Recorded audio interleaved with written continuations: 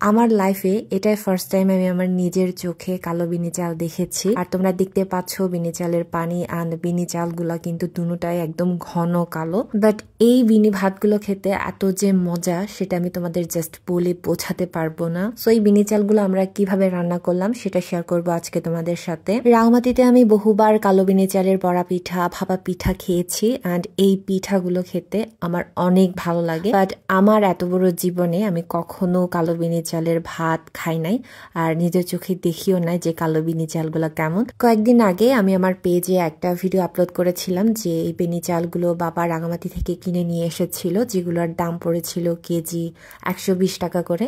তো আমরা সেদিনই বিনি চালগুলো ভিজিয়ে রেখেছিলাম, মানে এটা অনেক পুরনো একটা ভিডিও। সারা রাত চালগুলো ভিজিয়ে রাখার পর চালের অবস্থা এরকম হয়েছিল, তোমরা দেখতে পাচ্ছ অনেক কালো অ্যান্ড পানিটাও কিন্তু খুবই কালো হয়ে গিয়েছে। তো এই চালগুলা যতবারই ধোয়া হোক না কেন পানিটা কিন্তু কালোই থাকবে, কারণ এই চালগুলাই কালো। আমরা যেদিন এই চালগুলো ভিজিয়ে রেখেছিলাম তারপরের দিন সকালবেলা মা আমাকে ঘুম থেকে জাগিয়ে এই চালগুলো দেখাচ্ছিল, আর আমি এই কালো বিনি চালগুলো দেখার পর জাস্ট অবাক হয়ে তাকিয়েছিলাম, কারণ এত কালো চাল আমি আমার জীবনে কখনো দেখি নাই। আমি জাস্ট নাম শুনেছি যে বিনি চাল কালো থাকে। একটা হাঁড়িতে পরিমাণ মতো পানি নেওয়ার পর চুলার আগুনে বসিয়ে দিব আর পানিটা আমরা ফুটিয়ে নিব। তারপর সে ফাঁকে বিনি চালগুলোর সাথে লবণ, নারকেল ভালো মতো মিক্সড করে নিব।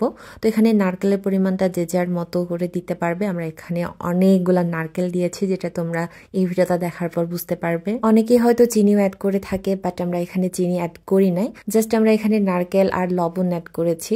তো ভালো মতো চালের সাথে নারকেল লবণ মিক্সড করার পরে একটা ঝাঁকার উপরে চালগুলো তোলার পর চুলায় ভাপিয়ে রাখা হাঁড়িতে বসিয়ে দিব। তো প্রথমত এই বিনি চালগুলো আমাদের পাহাড়ে চাষ করা হয়, এগুলো সমতলে চাষ করা হয় না।